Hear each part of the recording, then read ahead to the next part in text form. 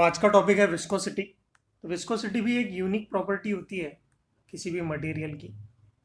तो जैसे हम लोग देखते हैं कि डेंसिटी एक यूनिक प्रॉपर्टी होती है ना। नेचर ऑफ मटेरियल पे डिपेंड करता है, राइट। तो वैसे ही विस्कोसिटी इंटरमोलिकुलर फोर्सेस जो फ्लूइड्स के होते हैं, है ना, उसके बीच में हमें ये विस्कोसिटी मिलता है। तो जैसे आपने देखा कि अगर कोई पानी गिर गया फ्लोर पे, है ना, वाटर स्पिल हो गया, तो वो जल्दी फैल जाता है। वही आप किसी जूस को फेंकोगे, अगर ऑरेंज जूस या मैंगो जूस फेंक दोगे, तो क्या होगा, वो नहीं फैलेगा जल्दी। या हनी आप ज़मीन पे अगर गिर गया, या फिर बॉटल से आपने देखा होगा हनी डालना है नीचे, है ना। तो डिफरेंट डिफरेंट लिक्विड का फ्लो डिफरेंट डिफरेंट होता है, ठीक है। तो जो ज़्यादा विस्कस होगा वो बहुत ही धीरे धीरे धीरे धीरे फ्लो करेगा, ठीक है। तो ये क्या हो रहा है, ये एक्चुअल में फ्लूइड का फ्रिक्शन है, just because of the intermolecular forces. अब इंटरमोलिकुलर फोर्सेस फ्लूइड के अंदर होंगे तो उनको हम कोहेसिव फोर्सेस बोलेंगे, राइट। तो कोहेसिव और एडिसिव फोर्सेस आप जानते होंगे, तो उसके डिटेल में मैं नहीं जाऊंगा, ठीक है। तो कोहेसिव फोर्सेस क्या होते हैं, बिटवीन द सेम पार्टिकल्स जो एक्ट करते हैं, जो forces, these are cohesive forces. और एडिसिव फोर्सेस क्या होते हैं, एडिसिव फोर्सेस जैसे हम बिटवीन द डिफरेंट मटेरियल, जैसे ग्लास में पानी रखा हुआ है, तो पानी और अगर ग्लास के बीच में अगर कोई फोर्स है, दैट इज एडिसिव, ठीक है। और अगर वाटर मॉलिक्यूल के साथ इंटरेक्ट कर रहा है, उनके बीच का जो फोर्स होगा, that is cohesive in nature.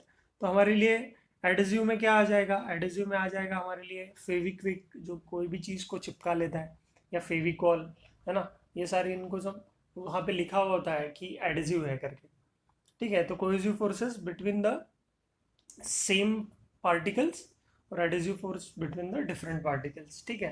तो ये एक ओवरव्यू हम लोगों ने देखा। अब जैसे हम बोल रहे हैं कि अगर नॉर्मल सॉलिड की बात करें हम लोग, तो यहाँ पर मास है, अगर मूव करता है या फिर रुका हुआ है, तो यहाँ पर दो प्रकार के फ्रिक्शन एक्ट होते हैं, जैसे static friction and kinetic friction, ठीक है। उसी प्रकार जब भी फ्लूइड फ्लो करता है ना, पानी की डिफरेंट डिफरेंट लेयर्स है, तो इसमें हम सबसे पहला कंसिडरेशन तो ये करेंगे कि हम लोग स्ट्रीमलाइन फ्लो ले रहे हैं,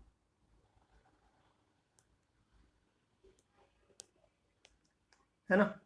स्ट्रीमलाइन फ्लो ले रहे हैं, तो स्ट्रीमलाइन है, लेकिन जब भी फ्लूइड सरफेसेस के साथ कांटेक्ट में आता है, सपोज ये नदी है, नदी से पानी फ्लो कर रहा है, अच्छी नदी ले लेता हूँ, कलर डिफरेंट कर देता हूँ।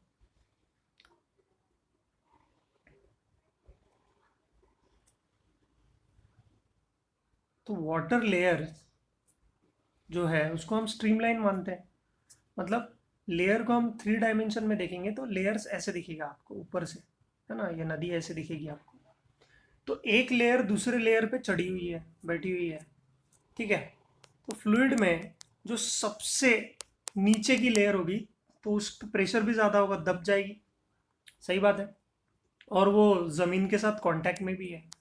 तो एक तो सरफेस जो है उसका, इस सबसे नीचे वाली लेयर का, वो ज़मीन के साथ कांटेक्ट में है, और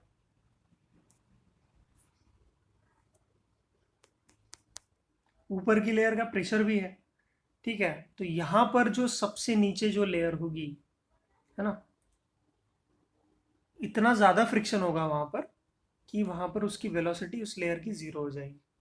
लेकिन जैसे जैसे हम लोग ऊपर आते हैं, अबव द ग्राउंड लेवल, जितना हम ऊपर जाएंगे इस डायरेक्शन में, मतलब वाई डायरेक्शन में, ठीक है, उतना ज़्यादा वेलोसिटी होगा, मतलब ऊपर की लेयर पर हमें मैक्सिमम वेलोसिटी मिलेगी, कॉमन सेंस पे, ठीक है। तो फ्रिक्शन जो हो रहा है बिटवीन द लेयर्स, ठीक है, दैट फ्रिक्शन, है ना, इसी से हमने जन्म दिया इंटरमोलिकुलर, मतलब इसी इंटरमोलिकुलर इंटरेक्शन ने, इंटर पार्टिकल इंटरेक्शन है, ये जो लेयर्स के बीच में इंटरेक्शन हो रहा है, इसी की वजह से हमें जो फोर्स मिल रहा है दैट इज विस्कस फोर्स। उसको हम क्या बोल रहे हैं? Viscous force. समझ में आ रहा है? थोड़ा सा इलेबोरेट करेंगे। तो यहाँ पे कुछ कंपैरिजन के पॉइंट्स दिए गए हैं between viscosity and solid friction. तो हमने जो सिमिलैरिटीज है वो तो पता है कि दोनों अपोजेस द रिलेटिव मोशन, मतलब आप विस्कोस फ्लो इधर कर रहे हैं तो फोर्स इधर लगेगा, विस्कस फोर्स जैसे फ्रिक्शन में लग रहा है, तो सेम चीज़ है। फिर टेंजेंशियल है to the surface, direction of motion से tangential to the tangentially in the opposite direction. फिर तीसरी चीज़ है कि ये यहाँ पर है, it comes into play when the two layers of liquid are in relative motion. तो दो लेयर्स कैसे आएंगे कि एक लेयर है दूसरी लेयर है, तो दोनों तो एक ही डायरेक्शन में जा रही है, तो इसकी वेलोसिटी v है और इसकी वेलोसिटी v प्लस थोड़ा सा ज़्यादा v प्लस dv होगी, है ना। अगर इनके बीच में अगर y मतलब dy का डिफरेंस है, डिस्टेंस है, तो एक लेयर और दूसरे लेयर के बीच में फ्रिक्शन तो होगा, है ना। तो that friction will be in opposite direction, मतलब इधर लेना पड़ेगा हमें। तो ये है विस्कस फोर्स जो इन दोनों लेयर्स के बीच में लग रहा है ना। मतलब अगर हम लोग सॉलिड भी लेते हैं, यहाँ पर अगर फ्रिक्शन होता है तो बॉडी अगर इधर मूव कर रही है तो फ्रिक्शन यहाँ लगेगा, है ना। फॉर अ लेयर हम क्या बोल रहे हैं, यहाँ पर फ्रिक्शन लेते हैं, है कि नहीं। तो फॉर दिस लेयर, जिस लेयर को हम कंसिडर कर रहे हैं, तो फ्रिक्शन अपोजिट डायरेक्शन में होगा। Now it comes into play when the two layers of the liquid are in relative motion. तो दो लेयर्स जो है उनके बीच का रिलेटिव मोशन आ रहा है। यहाँ पर क्या आता है कि जब दो बॉडीज रिलेटिव मोशन में है, तो ये तो सिमिलैरिटी है सॉलिड फ्रिक्शन और ये फ्लूइड्स के बीच का जो फ्रिक्शन है जिसको हम विस्कोसिटी के नाम से जानते हैं, ठीक है। तो अब डिफरेंस क्या क्या है? अब पहला डिफरेंस ये है कि the internal friction of as the layer exerting the frictional force is internal to liquid। अब ये लिक्विड के ऊपर डिपेंड करता है। अब यहाँ पर क्या है, it is external to external friction as friction forces due to an external body. अब ये क्या है, विद इन द लिक्विड अलग अलग डिफरेंट डिफरेंट लेयर्स पे एक्ट करेगा। अब सेकेंड पॉइंट इसमें यह है कि the viscous force is directly proportional to the surface area of the liquid. ये सबसे बड़ा डिफरेंस है, क्योंकि आपने बहुत डिस्कशन किया होगा इसमें कि सॉलिड में, मतलब जब हम फ्रिक्शन पढ़ते हैं, it is independent of the area of the solid surface. क्योंकि आपने देखा होगा रोलिंग फ्रिक्शन में एरिया ऑफ कांटेक्ट बहुत कम होता है, ठीक है, लेकिन वहाँ पर डिप्रेशन फॉर्म हो जाता है। जैसे कोई चीज़ रोल कर रही है, सॉलिड फ्रिक्शन की बात करूँ अगर मैं, सॉलिड फ्रिक्शन की अगर बात करूँ तो रोल अगर कुछ कर रहा है तो यहाँ पर डिप्रेशन फॉर्म हो जाता है। तो यहाँ पर कुछ कांटेक्ट में आ जाता है ये पहिया। अगर गाड़ी बहुत हेवी है, रोड से चल रही है, इस वजह से रोड जल्दी ख़राब होते हैं, ज़्यादा हेवी व्हीकल अगर नॉर्मल रोड से जाएगा। तो आपने रोलिंग फ्रिक्शन में ये सारी चीज़ें, is independent of the surface area, is independent of the relative velocity of the body, ये चीज़ें पढ़ी होंगी। लेकिन विस्कोसिटी में अगर मैं इसको, सेकंड पॉइंट है एक्चुअली, ये मिसमैच हो गया है, ये थर्ड पॉइंट है and this is fourth point. तो सेकंड पॉइंट बोल रहा है कि viscous force is directly proportional to the surface area of the liquid. तो विस्कस फोर्स जो है हमारा डायरेक्टली प्रोपोर्शनल है एरिया से। Viscous force is directly proportional to the relative velocity between the two layers. अब हमने देखा कि जो सबसे नीचे वाली लेयर है ज़मीन के साथ, सरफेस के साथ कांटेक्ट में, तो उसका स्पीड तो ऑलमोस्ट ज़ीरो होगा। और जैसे जैसे हम ऊपर जाएंगे, है ना, उसका स्पीड, अगर मैं वेक्टर से भी डिनोट करूँ इसको, तो सबसे कम स्पीड, फिर उससे ज़्यादा, फिर उससे ज़्यादा, उससे ज़्यादा, उससे ज़्यादा, और सबसे ऊपर वाली लेयर की मैक्सिमम वेलोसिटी होगी, है कि नहीं? देन हम यही बोल रहे हैं कि it does not depend upon the normal reaction. Normal reaction अब यहाँ पर directly proportional to the normal reaction होता था, है ना, कि कितना फोर्स मिल रहा है, नॉर्मल रिएक्शन मिल रहा है, उस पर डिपेंड करता था, पर यहाँ पर ऐसा कुछ नहीं है। ठीक है, तो मोस्टली थ्योरी के पॉइंट ऑफ व्यू से, क्योंकि सीईटी में ऐसे सवाल कभी कभी पूछ लेते हैं, ठीक है, तो आपको थोड़ा सा थेरोटिकल बैकग्राउंड चाहिए, और ये टॉपिक मोस्टली याद रखने वाला ज़्यादा है, रट्टा मारने वाला ज़्यादा है, मतलब समझ के थोड़ा सा कुछ चीज़ें याद रखनी है।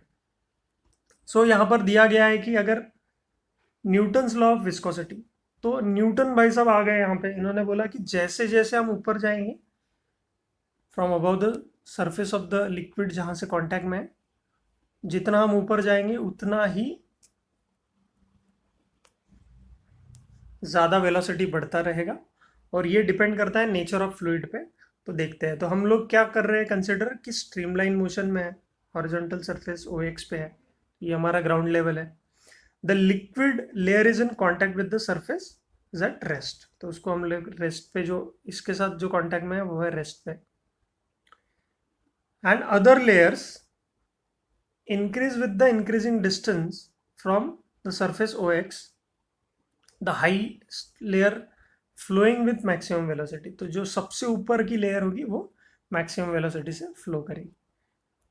तो अब यहाँ पर डिफरेंट लेयर्स को हमने उनकी वेलोसिटी के हिसाब से बनाया है कि ये जो वेलोसिटी है इसकी एकदम ही रेस्ट पे है, और ऊपर होगी जो वेलोसिटी v से जाएगी। ठीक है, तो हमें ये जो ग्रेडियंट मिल रहा है, this is called as velocity gradient, this is called as velocity gradient.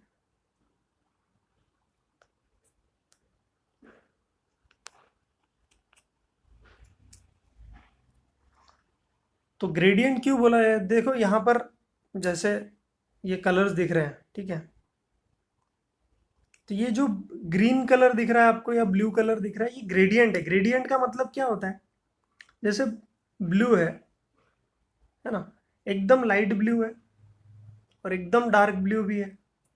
तो ग्रेडियंट क्या हुआ कि सडन चेंज नहीं आया, ठीक है, यहाँ पर जो भी चेंज आया है, इन कलर्स को मैं दिखाने की कोशिश कर रहा हूँ आपको कि ये ग्रेडियंट है। ग्रेडियंट का मतलब क्या होता है कि एकदम लाइट ब्लू, फिर उससे थोड़ा डार्क, फिर उससे थोड़ा डार्क, एकदम डार्क हो गया फिर। तो वैसे वेलोसिटी का ग्रेडियंट है। वेलोसिटी का ग्रेडियंट क्या होगा कि एकदम कम स्पीड है, ऑलमोस्ट जीरो है, जीरो ही है कांटेक्ट में, और जैसे जैसे हम ऊपर जाएंगे वेलोसिटी बढ़ता जाएगा, और जो टॉप पे होगा वो मैक्सिमम वेलोसिटी होगा। समझ में आया? तो ये है वेलोसिटी का ग्रेडियंट। तो ये दिखाने की कोशिश कर रहे हैं हम लोग कि टू पैरेलल लेयर्स, जैसे P और Q है यहाँ पे, वो y डिस्टेंस पे है PQ, देखा होगा आपने, PQ ग्राउंड लेवल से y डिस्टेंस पे है, और ये जो RS लेयर है, ठीक है, वो है y plus delta y distance पे, मतलब थोड़ा ऊपर होगा उससे। और इसकी वेलोसिटी अगर x डायरेक्शन में vx है, तो इसकी velocity vx plus delta v होगी, vx प्लस डेल्टा v होगी, थोड़ी सी और ज़्यादा होगी। समझ में आ रहा है? तो फ्रिक्शन विस्कस फोर्स जो न्यूटन भाई साहब ने हमको बताया कि डायरेक्टली प्रोपोर्शनल होता है एरिया ऑफ कांटेक्ट से, पहली बात तो ये। और दूसरी बात ये है कि it's directly proportional to velocity gradient, velocity gradient से डायरेक्टली प्रोपोर्शनल होता है। ठीक है, तो हमारे पास दो रिलेशनशिप आ गया, it's directly proportional to the area of contact and delta v by delta y, है ना, dv बाय dy। समझ में आ रहा है? तो इसका प्रोपोर्शनलिटी हटा के हम क्या लिख सकते हैं? यहाँ पे प्रोपोर्शनलिटी हट गया तो यहाँ पर कुछ कांस्टेंट आ जाएगा, that constant is coefficient of viscosity. क्या बोलेंगे इसको? Coefficient of viscosity. तो हमें इक्वेशन मिल जाएगा क्या मिलेगा? Force, that is force due to friction between the layers of the fluid. It depends upon क्या एरिया ऑफ कॉन्टैक्ट, इसमें एक कांस्टेंट आ गया, and constant is given by eta, Greek letter है ईटा, या फिर म्यू से भी डिनोट करते हैं। बहुत जगह पे आप स्टैंडर्ड ऑथर की बुक में देखोगे तो म्यू से रिप्रेजेंट करते हैं। तो कोई ऐसा कुछ स्टैंडर्ड नोटेशन नहीं है कि ईटा अपने बुक में दिया है या बहुत जगह पे यूज करते हैं। तो ये थोड़ा सा एन टाइप दिखने वाला, दैट इज ईटा, ठीक है। या फिर म्यू से भी डिनोट कर सकते थे इसको, कोई प्रॉब्लम नहीं था इसमें, ठीक है। तो आप देखोगे कि म्यू से भी डिनोट करते हैं, इससे भी। So this is what the relation between the, तो यहाँ पर आपको बोला गया है कि वही रिलेशन हम लोग बनाते हैं कि एरिया ऑफ लेयर का अगर एरिया ऑफ क्रॉस सेक्शन अगर 1 मीटर स्क्वायर होगा, है ना, और अगर वेलोसिटी बाय ये भी अगर 1 मीटर पर सेकेंड या सेकेंड होगा, ये सेकेंड में आएगा कन्वर्जेशन इसका करेंगे तो अगर ये 1 आता है तो force becomes equal to coefficient of viscosity. तो अब विस्कोसिटी बोलते किसको है? अब मोर विस्कस, हमने नेचर ऑफ फ्लूइड पे बोला, तो ये ईटा हमको बताएगा कि नेचर ऑफ फ्लूइड कैसा है, नेचर ऑफ फ्लूइड कैसा है। तो ये हमें बताएगा कि नेचर ऑफ फ्लूइड कैसा है। तो ज़्यादा विस्कस है, मतलब हम लोग बोलते हैं कि फ्लूइड्स में अगर लिक्विड है तो लिक्विड की विस्कोसिटी ऑब्वियसली ज़्यादा होगी एज कंपेयर टू गैसेस, सही बात है। तो it depends upon the nature of fluid, पहली बात तो ये, ठीक है। अब नेचर ऑफ फ्लूइड पे डिपेंड कर रहा है, तो इसके साथ रिलेटेड जो भी चीज़ें होंगी हम लोग विस्कोसिटी के रिलेशन में निकाल लेंगे। तो ये हो जाएगा force into D Y by A D V. तो अगर इसका यूनिट निकालना है हमें तो अब ये हो जाएगा न्यूटन, यूनिट के लिए दूसरा कलर लेता हूँ, फोर्स का यूनिट हो जाएगा न्यूटन, डिस्टेंस है ये डी वाई है तो दैट विल बी मीटर्स, और ये हो जाएगा मीटर स्क्वायर एरिया का, एंड इसका हो जाएगा मीटर पर सेकेंड्स। तो मीटर ने मीटर को मार दिया, तो ये हो जाएगा न्यूटन मीटर स्क्वायर, और सेकेंड्स ऊपर जाएगा तो न्यूटन सेकेंड्स हो जाएगा, ठीक है। तो अब ये न्यूटन सेकेंड को तो वैसे ही रख सकते हैं, और न्यूटन पर मीटर को मैं लिख सकता हूँ पास्कल, तो ये हो जाएगा पास्कल, मतलब पा सेकेंड्स।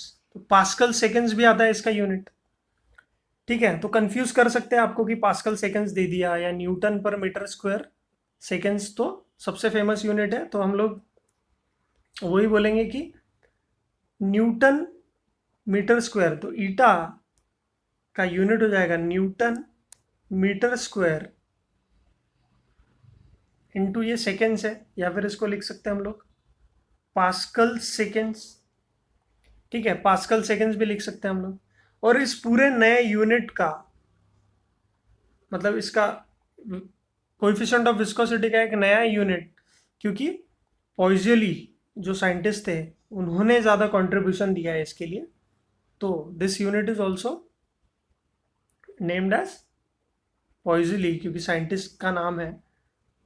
तो SI unit is nothing but poiseuille, ठीक है, denoted by P and small L, capital P small L, ठीक है। कैपिटल पी स्मॉल एल, दोनों एल मतलब दोनों कैपिटल में लिखते हैं कभी कभी गलती से, ठीक है। तो गलती नहीं करनी है, क्योंकि नोटेशन क्या है, पहला अक्षर जो होता है वो कैपिटल और दूसरा स्मॉल। पास्कल में भी आपने देखा होगा पहला पी बड़ा है, छोटा ए है, ठीक है। तो ये आप ध्यान में रखिए कभी भी, जब भी, और कभी भी डॉट कॉमा हैशटैग @ कुछ नहीं देना है इसमें, ठीक है। तो जब भी आप यूनिट्स लिखते हो थोड़ा सा ख्याल रखिए इसमें। और फिर डायमेंशन एनालिसिस किया है इसका। डायमेंशन एनालिसिस तो अगर हमें पता है force into D Y upon area to D V, ठीक है, ऐसा आया था। तो फोर्स न्यूटन का लिख लेंगे हम लोग डायमेंशन एनालिसिस, फिर इसका लिखेंगे, है ना। फिर तो फोर्स का आ जाएगा m1 L1 T-2, इसका आ जाएगा डायमेंशन एनालिसिस L1, इसका आ जाएगा मीटर स्क्वायर तो L2, और इसका आ जाएगा L1 T-1। ठीक है, तो इसको देखेंगे तो क्या होगा, L1 तो ख़त्म हो गया, यहाँ पर एक T⁻⁻1 बचा, और ये जब ऊपर जाएगा तो T⁻⁻1 आ जाएगा, यहाँ से एक गया तो L1 है ना, L1 आ जाएगा तो ये हो जाएगा m1 L-1 T-1। तो डायमेंशन एनालिसिस भी हो गया है इसका। और एक रिलेशनशिप है SI यूनिट और CGS यूनिट में कि one पॉइजली that is 1 p small l is equal to 10 poise। Poise कुछ अलग से यूनिट नहीं बताया है, यहाँ से ही लिया है उन्होंने छोटा पॉइज, ठीक है। तो 1 poiseuille is nothing but deca poise, तो डेका पॉइज मतलब 10 पॉइज, ठीक है। तो ये CGS यूनिट है, तो जैसे ही आपको 1 deca poise is equal to 10 poise यहाँ पे हमें पता है, तो यहाँ पर हम लोग दूसरा रिलेशन भी लिख सकते हैं कि dyne per centimetre square into second, या dyne second upon centimetre square, ठीक है। तो इस चैप्टर से या फिर इस डिस्कशन से हम लोग यही कंक्लूड कर पाएंगे कि ये सारे पॉइंट्स हमको ज़्यादा इंपॉर्टेंट है, क्योंकि डायरेक्टली थ्योरेटिकल क्वेश्चंस पूछेंगे या फिर कुछ कन्वर्जन पूछेंगे यहाँ से, तब कन्फ्यूजन नहीं होना चाहिए, ठीक है। तो एक क्वेश्चन करते हैं, क्वेश्चन फॉर प्रैक्टिस दिया गया है हमको। बोला है कि a large wooden plate of area दिया हुआ है 10 मीटर स्क्वायर, ठीक है, on a surface of a river is made to move horizontally with a speed of 2 metre per second. तो वेलोसिटी कितना हो रहा है उसका, 2 मीटर पर सेकेंड। अगर ये वाटर का लेयर है, उसके ऊपर एक कोई वुडन प्लैंक फ्लोट कर रहा है, ठीक है, तो ये लेयर्स के बीच में भी क्या होता है, अगर ये वुडन ब्लॉक है, जितना इस जो सरफेस की जो लेयर होगी, मतलब जस्ट उसके नीचे वाली लेयर, ये वाली लेयर, इस वुडन ब्लॉक की जितनी वेलोसिटी है, अगर वो फ्लोट कर रहा है, तो ऑब्वियस ये होगा कि इस नीचे वाली लेयर की भी उतनी वेलोसिटी होगी, क्योंकि वो तो फ्रिक्शन में है ना, इन दोनों लेयर्स के बीच में जो फ्रिक्शन है, उसी वजह से वो ट्रैवल कर सकता है। मैं और एलैबोरेट करने की कोशिश कर रहा हूँ कि अगर नदी में या किसी भी फ्लोइंग वाटर में अगर कोई चीज़ फ्लोट कर रही है, वुडन हो या फिर कुछ भी हो, तो कैसे फ्लोट करेगी, अगर इसकी वेलोसिटी v है, तो ये जो फ्रिक्शन होगा इनके बीच में, तो इस लेयर की भी तो वेलोसिटी सेम होगी, और यहाँ पर जो लगेगा वो हो जाएगा हमारा फ्रिक्शन की वजह से विस्कस फोर्स। समझ में आ रहा है। और ये जो नीचे वाली लेयर है अगर इसमें, तो इसकी वेलोसिटी तो ज़ीरो होगी। समझ में आ रहा है।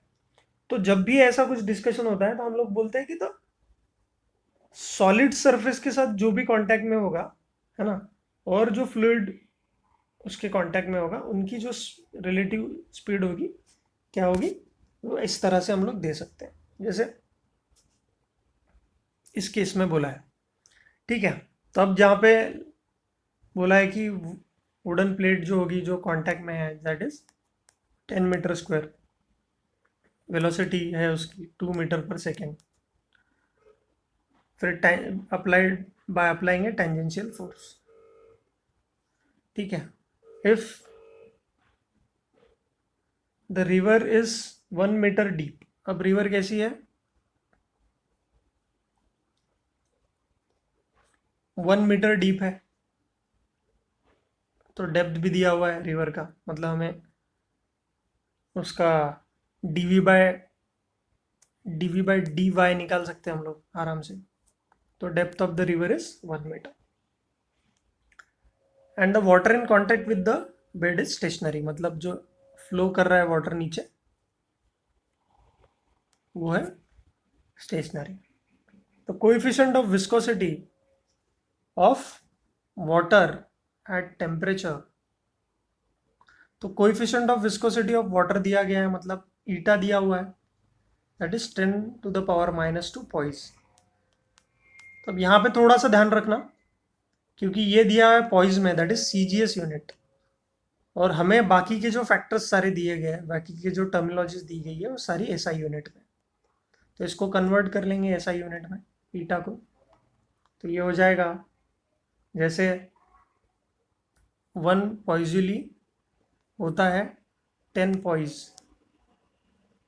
तो यहाँ पे लिख सकता हूँ मैं 1 poise is equal to 10⁻⁻1 poiseuille. ठीक है, तो यहाँ पे पुट कर दूंगा eta in SI unit, eta in SI unit is 10⁻⁻3 क्या पॉइजूली, 10⁻⁻3 आ जाएगा ना। 10⁻⁻3 पॉइजूली। समझ में आया क्या? अगर नहीं समझा होगा तो मैं बता देता हूँ। 1 poiseuille is equal to 10 poise, so 1 poise is equal to 10⁻⁻1 poiseuille. ठीक है, यहाँ पे पुट कर देंगे पॉइज के जगह, तो 10⁻³ बन जाएगा, ये 10⁻³ पॉइजूली बन जाएगा। तो हमारे पास है सारी वैल्यूज, तो हम विस्कस फोर्स निकाल सकते हैं। Viscous force is eta A D V by D Y. हमें बोला गया है कि विस्कस फोर्स निकालो, तो ईटा की वैल्यू है 10⁻⁻3, एरिया ऑफ क्रॉस सेक्शन दिया हुआ है 10, वेलोसिटी दी गई है 2, और डेप्थ ऑफ द रिवर दिया गया है 1, मतलब ग्राउंड लेवल से 1 मीटर पे है। तो हम इसको जब सॉल्व करेंगे तो ये आ जाएगा 2 × 10⁻⁻2 न्यूटन। तो ये लगेगा viscous force in between this. समझ में आ रहा है? तो ऐसे सारे सिंपल क्वेश्चंस आते हैं आपको। फिर next is another theoretical discussion कि कौन से फैक्टर्स है जिस पर डिपेंड करता है। तो टेम्परेचर एक फैक्टर है जो थोड़ा सा कंफ्यूज कर सकता है आपको, जब भी फ्लूइड्स, मतलब लिक्विड के लिए अलग और गैसेस के लिए अलग। तो यहाँ पर क्या बोला है कि ऑन टेम्परेचर ऑफ फ्लूइड, तो डिपेंड ऑन टेम्परेचर। टेम्परेचर पे कैसे डिपेंड करता है? Viscosity of a liquid is due to cohesive forces. सही बात है, नेचर ऑफ फ्लूइड और उनके बीच का जो कोहेसिव फोर्स है, जैसे हनी है, हनी के पार्टिकल्स के बीच में जो फोर्स होगा, या फिर मर्क्यूरी, आपने देखा होगा मर्क्यूरी एकदम एक दूसरे के साथ अटैच रहता है एकदम, है ना। So that is cohesive force strong है उसका।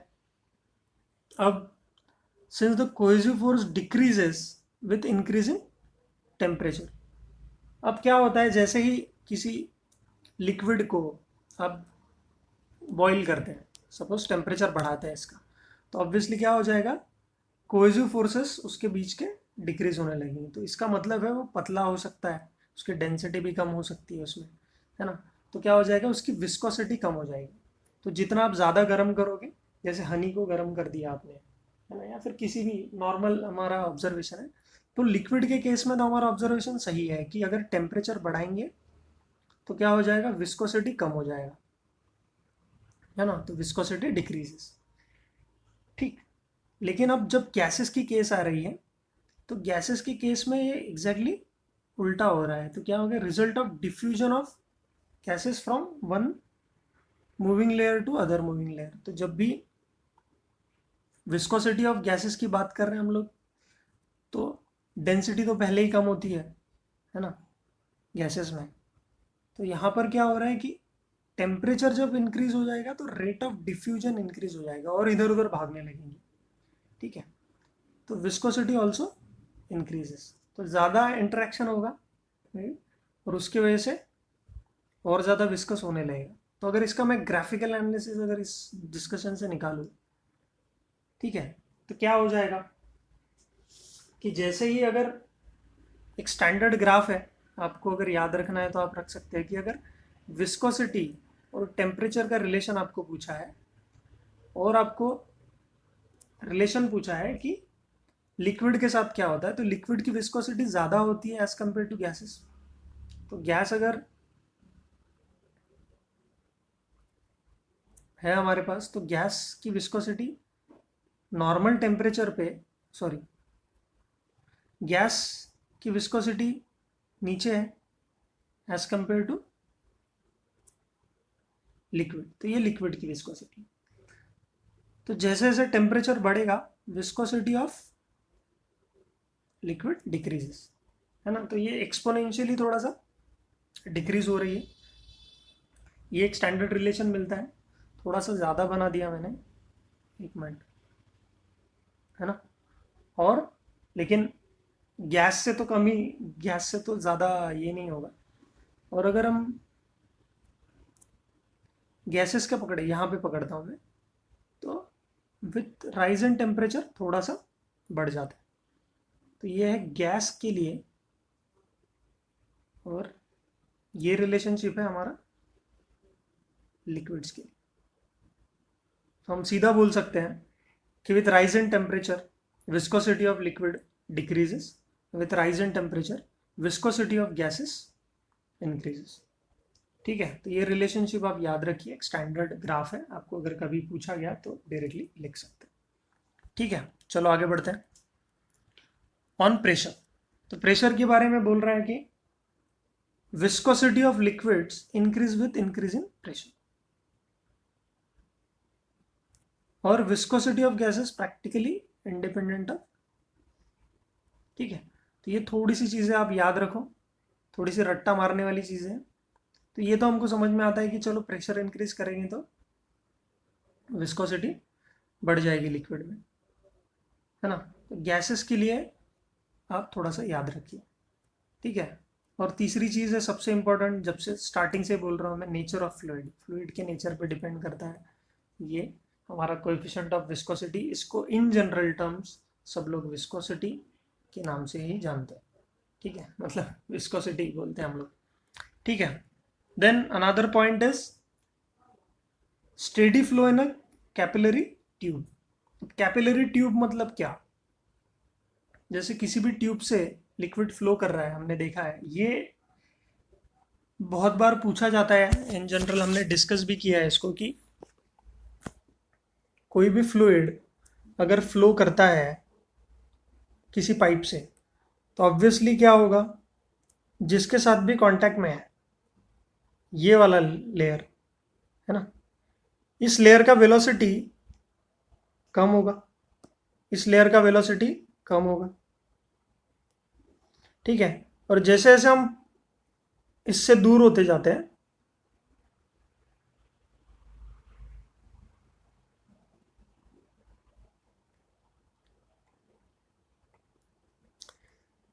टुवर्ड्स द सेंटर आते हैं, उसका वेलोसिटी ज़्यादा बढ़ेगा। तो हमने देखा था कि पैराबोला बनता है यहाँ पे, ऐसा कुछ पैराबोलिक शेप मिलता है हमें जब भी लिक्विड फ्लो करता है।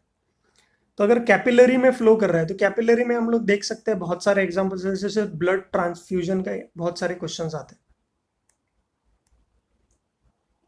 कि ब्लड देना है एक जगह से दूसरे जगह, तो ब्लड की विस्कोसिटी और फिर कैपिलरीज से दिया जाता है, ठीक है। और वो सलाइन को हाई हाइट पे रखा जाता है प्रेशर डिफरेंस मेंटेन करने के लिए, और बॉडी में चली जाती है फिर, ठीक है। तो बहुत इंपॉर्टेंट कंसेप्ट है कि जैसे ही आपको अगर steady flow of liquid of viscosity ईटा इसके लिए एक स्टैंडर्ड रिलेशनशिप दिया गया है आपको कि अगर आपको डायरेक्टली पॉइजलिस फार्मूला निकालना है तो पॉइजली ने हमको ये बताया कि फ्लो किसमें, किसी भी पाइप में, कैपिलरी में किस पे डिपेंड करता है। तो पॉइजलिस इक्वेशन हमें क्या बोला जाता है, पॉइजलिस इक्वेशन बोलते हैं, फॉर्मूला बोलते हैं कि अगर कोई पाइप है जिसमें से आपको फ्लूइड फ्लो करवाना है ना, तो क्या होगा यहाँ पर आइडियली क्या होता है कि प्रेशर डिफरेंस होना ही चाहिए तब जाके, पर यहाँ पर अगर सेम हॉरिजॉन्टल लेवल है तो प्रेशर तो इक्वल होगा, है ना। अगर फ्लूइड फ्लो कर रहा है तो आइडियली केस ये सिनेरियो है कि सेम हॉरिजॉन्टल लेवल है तो हम बोल रहे हैं कि प्रेशर इक्वल है और फ्लूइड फ्लो कर रहा है, ठीक है। या फिर हम लोग बोल सकते हैं कि जो उसका डिस्चार्ज रेट है, डिस्चार्ज रेट हम लोग क्या बोलते हैं कि flow rate depends upon the area and velocity. तो अगर यहाँ से हमें फ्लूइड को फ्लो करवाना है तो प्रेशर तो चाहिए, प्रेशर डिफरेंस चाहिए, नहीं तो फ्लूइड फ्लो कैसे करेगा, ठीक है। तो अब डायरेक्टली इन दोनों का जो रिलेशन है डिस्चार्ज का, है ना, तो हम डिस्चार्ज के रेट के लिए हम क्या करेंगे कि एक डायरेक्टली रिलेशन दिया गया है कि रेट ऑफ फ्लो, है ना, मतलब flow of liquid, certain volume of liquid per unit time या पर सेकेंड। तो ये जो रिलेशनशिप है is nothing but flow of volume of liquid per unit time. तो यही हमने देखा था कि अगर flow of volume of liquid per unit time, तो वॉल्यूम फ्लो कर रहा है मतलब area into length per unit time. तो ये लेंथ इनटू टाइम क्या हो जाएगा, लेंथ अपॉन टाइम क्या हो जाएगा, वेलोसिटी हो जाएगा, तो ए इंटू वी। तो ये हम लोग ने फ्लो रेट के लिए निकाला था। अब फ्लो रेट किस पर डिपेंड करता है, किसी पाइप से, कैपिलरी से जब पॉइजलिस इक्वेशन निकालते हैं, या आप थेरोटिकल पॉइंट ऑफ व्यू से बहुत ज़्यादा इंपॉर्टेंट है ये, बहुत सारे एग्जाम्स में आया हुआ है कि सबसे इंपॉर्टेंट चीज़ पॉइजलिस इक्वेशन में क्या है, to maintain the accuracy, to maintain the accuracy. ये आप ध्यान में रखिए थ्योरेटिकल पॉइंट ऑफ व्यू से कि जो भी पाइप है उसका रेडियस, इसका रेडियस का जो रिलेशनशिप है वो सबसे, मतलब रेडियस, मतलब ऐसा नहीं कर सकते हम लोग कि यार चलो ना यार थोड़ा सा ही डिफरेंस है रेडियस में तो ले लेते हैं कुछ भी रेडियस, नहीं, रेडियस का जो रिलेशनशिप है, रेडियस का जो कैलकुलेशन है वो एकदम बिना किसी मतलब एरर के आपको देना है, मतलब इतनी एक्यूरेसी चाहिए उसमें, है ना, कि inner radius of a capillary tube, है ना। आपको मैं एक सवाल जानता हूँ जिसमें आपको सबसे ज़्यादा पूछा गया है कि पॉइजलिस इक्वेशन निकालते समय जो भी फ्लो रेट है वो किस पर डिपेंड करता है। हम लोग लिख सकते हैं कि flow rate is directly proportional to the pressure difference in the tube, ठीक है। ये ट्यूब में इधर प्रेशर और इधर प्रेशर जो भी डिफरेंस होगा उसकी वजह से फ्लो करेगा। चलो मान लिया जो फ्लो रेट है इन पॉइजलिस इक्वेशन या formula depends upon the, is directly proportional to the fourth power of radius and it is inversely proportional to the viscosity and जो भी लेंथ ऑफ द ट्यूब होगा, length of the tube is inversely proportional to length of the tube, inversely proportional to the length of the tube. तो ये चार specific जो parameters है। तो viscosity तो हमको पता है क्योंकि फ्लूइड फ्लो कर रहा है तो उसका विस्कोसिटी लेना पड़ेगा, ठीक है, वो मटेरियल स्पेसिफिक हो गया। लेंथ ऑफ द ट्यूब पे डिपेंड करता है, और तो सबसे बड़ा फैक्टर जिसमें चेंजेस आने वाले हैं, देखो r to the power 4 times, ठीक है। तो ये inner radius of capillary tube है ना, तो प्रेशर डिफरेंस बहुत ज़्यादा एक्यूरेटली मेजर करने की ज़रूरत है क्या, चलो इसमें थोड़ा बहुत गड़बड़ हुआ तो चल जाएगा, ठीक है। तो थ्योरेटिकल पॉइंट ऑफ व्यू से मैं बता रहा हूँ आपको कि अगर आपको ऐसा सवाल पूछा गया तो सबसे, इन चारों में से सबसे ज़्यादा इंपॉर्टेंस किसको दोगे, तो चलो प्रेशर में थोड़ी गड़बड़ हो गई चल जाएगा, लेंथ में थोड़ी गड़बड़ हो गई चल जाएगा, विस्कोसिटी में थोड़ी गड़बड़ हो गई चल जाएगा, लेकिन इसमें थोड़ी गड़बड़ हो गई, हाहाकार मच जाएगा। समझ में आया? तो ये जो चीज़ है, अगर आपको थ्योरेटिकल पॉइंट ऑफ व्यू से पूछते हैं कि पॉइजलिस इक्वेशन में सबसे इंपॉर्टेंट क्या चीज़ है, ठीक है, तो हम लोग बोलेंगे कि रेडियस ऑफ द ट्यूब। ये जो ट्यूब में से हम लोगों ने जो चीज़ निकाली है ना, इसके ऊपर डिपेंड करेगा। तो चलो कंक्लूड करते हैं, बार बार वही वही चीज़ नहीं घूमेंगे। हम ये बोल रहे हैं इस पॉइजलिस फॉर्मूला में वेरी इंपॉर्टेंट, थोड़ा सा रट्टा मारने वाली चीज़ है कि अगर ट्यूब से कोई एक लिक्विड फ्लो कर रहा है, ठीक है, लिक्विड फ्लो कर रहा है, तो हमें क्या चीज़ें पता होनी चाहिए। एक तो प्रेशर डिफरेंस इसका, है ना, कि 1 पे और 2 पे क्या प्रेशर है। फिर इस जो पाइप है कैपिलरी, कैपिलरी मतलब ऑलरेडी हम, कैपिलरी ट्यूब मतलब ऑलरेडी छोटी होगी, तो प्रिसीजन से उसका रेडियस निकालेंगे and length of the tube कितनी है वो देखेंगे, ठीक है, और जो लिक्विड फ्लो कर रहा है उसकी विस्कोसिटी देखेंगे। तो अगर इस सारे फैक्टर्स को हम कंबाइन करेंगे तो हम लोग लिख सकते हैं कि the flow rate,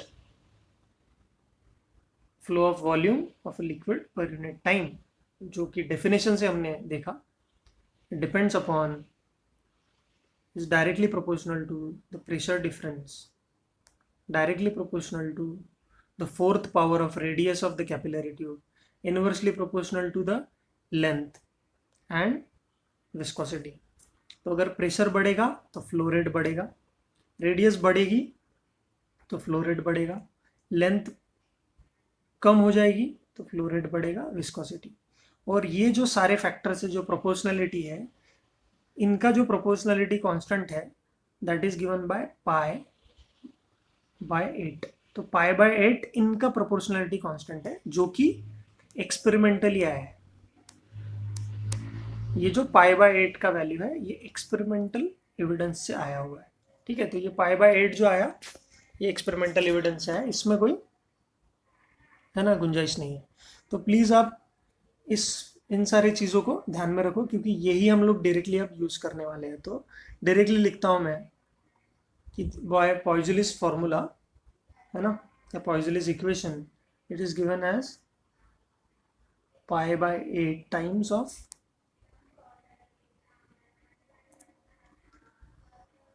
r to the power 4 delta p by eta l, ठीक है। तो इसको आप थोड़ा सा याद रखो कि फोर्थ पावर है, नीचे 8 है, ठीक है, r to the power 4 divided by 8, ठीक है, पाई ऊपर है, ईटा नीचे है, तो 8 ईटा l और ऊपर पाई r to the power 4 delta p। तो प्रेशर डिफरेंस आपको पता चल जाएगा। तो डायरेक्टली इन फॉर्मूलाज को यूज करेंगे हम लोग, बहुत ज़्यादा कॉम्प्लिकेटेड नहीं है पर ज़रूरी है, ठीक है। तो आपको सवाल पूछा गया है, बहुत ही सिंपल सा सवाल है कि a fluid, a liquid flows through two capillary tubes. दो कैपिलरी ट्यूब्स बोला है यहाँ पे। A liquid flows through two capillary tubes connected in series. Their length are L and 2L। तो एक लेंथ है कैपिलरी ट्यूब का L और इससे डबल है, और इसका रेडियस है R, थोड़ा बड़ा है, मतलब 2R। तो एक ट्यूब है L और दूसरा ट्यूब है, इसका लेंथ है L, इसका लेंथ है 2L।